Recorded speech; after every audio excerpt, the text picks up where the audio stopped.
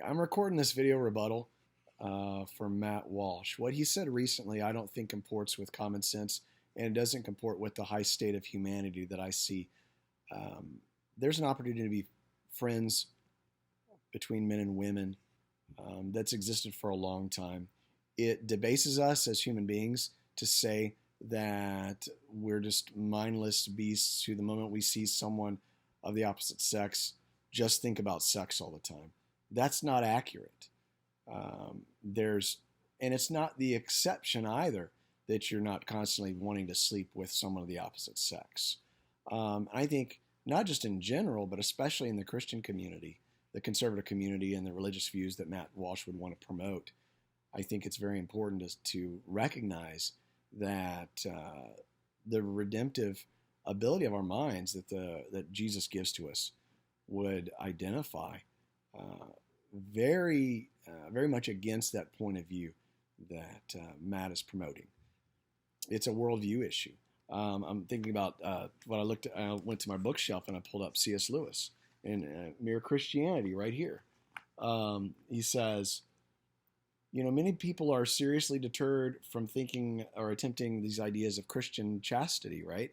Of having a chaste mind, which, Steve Harvey was the one who said that comment that Matt was reacting to, because they think before trying it that it's impossible, right? And faced with the optional question in an exam paper, one considers whether one can do it or not.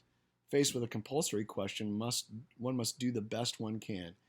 You may get some marks for a very imperfect answer. You'll certainly get none for leaving the question alone. And so what I see is that Matt's taking the viewpoint that, well, there might somehow, somewhere wind up being a sexual temptation. So we're not even going to we're not even going to try. We're going to admit that it's impossible. And I think that's the worldview edge that Steve Harvey may be believing. That's corrupted. That's not the way we're supposed to think, because we are capable of thinking another way.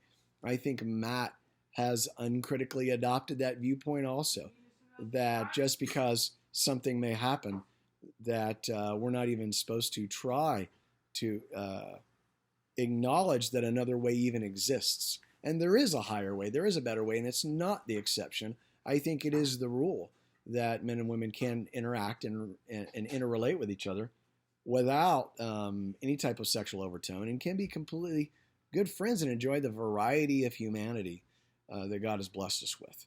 And so I want to push back on his point of view.